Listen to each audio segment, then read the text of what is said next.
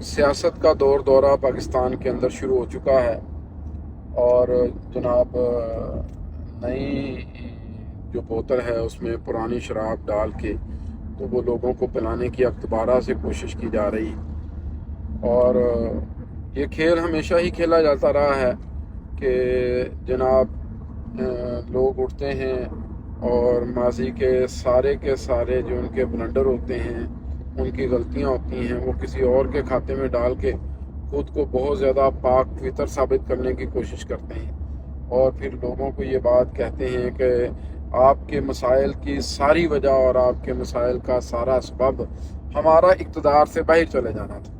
اگر آپ ہمیں اقتدار میں رہنے دیتے تو شاید حالات ایسے نہ ہوتے۔ پھر اس کے لیے فیکٹس اینڈ فگرز کو بیان کیا جاتا ہے۔ مثلا اس وقت ایک پاکستان کے اندر روٹین چلی ہوئی ہے کہ جناب 2017 سے پہلے کا جو پاکستان تھا وہ پاکستان اب دوبارہ سے ہمیں چاہیے۔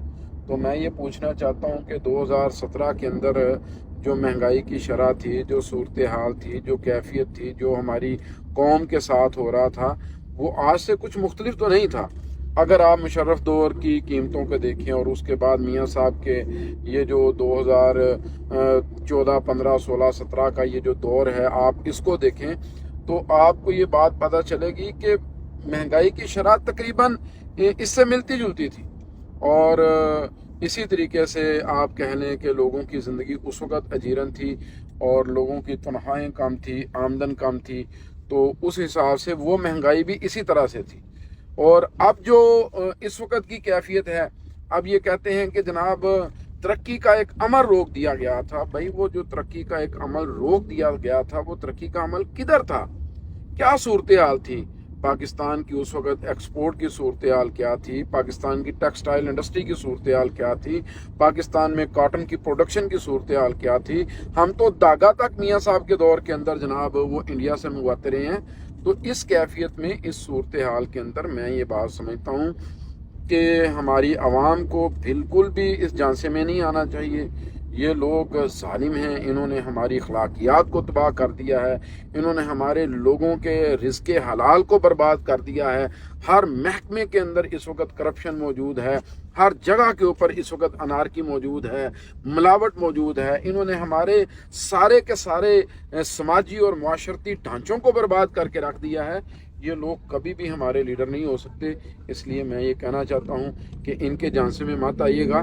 میاں نواز شریف کوئی مارکا لڑ کے انگلینڈ سے واپس نہیں آ رہا، بلکہ پاکستان کی جیلوں سے بھاگا تھا، اور پاکستان کی جیلوں سے بھاگ کے جا کے جناب انہوں نے وہاں پہ پناہ لی تھی، ایک بڑی خوش و خرم اور ایک بڑی لگژری لائف گزار کے۔ تو اب 4 سال کے بعد وہ پاکستان کے اندر داخل ہو رہے ہیں، اور یہ بات جناب وہ سمجھتے ہیں کہ اب دوبارہ سے ہم پاکستانی قوم کی معصومیت سے فائدہ اٹھا کے ہم ان کے مستقبل کے ساتھ کھیل سکتے ہیں۔ انشاءاللہ تعالی اس دفعہ پاکستان کے عوام ان کے جانسے میں نہیں آئیں گے، بلکہ کسی بھی سیاسی جماعت کے جانسے میں پاکستان کے عوام نہیں آئیں گے۔ میں لوگوں سے یہ کہنا چاہتا ہوں، ہر وہ پارٹی جو پارٹی ٹکٹ بیچتی ہے، ہر وہ پارٹی جو لوگوں کے ووٹ خریدتی ہے، ہر وہ پارٹی جو لوگوں کے ضمیروں کا سودا کرنا چاہتی ہے، ہر وہ پارٹی جو جناب الیکشن کو ایک تجارت بنا کے استعمال کرتی ہے، آپ کو ان کے الیکشن کے اس عمل کی مخالفت کرنی ہے، اور آپ کو اس دفعہ یہ بات ثابت کرنا ہے کہ پاکستان کے عوام، پاکستان کے لوگ اس سارے عمل سے تنگ ہیں۔ انشاءاللہ تعالی اگر جذبہ سے، ہمت سے، حوصلہ سے ہم آگے بڑھیں گے تو مجھے اللہ تعالیٰ سے پوری امید ہے کہ انشاءاللہ اسی دفعہ ہم ان لوگوں سے نجات حاصل کرنے میں کامیاب ہو جائیں گے۔ مسئلہ صرف چہروں کے بدلنے کا نہیں ہے، مسئلہ اندر کی کیفیت کو بدل کے مخلص ہو کے قوم کے لیے کچھ کر گزرنا ہے۔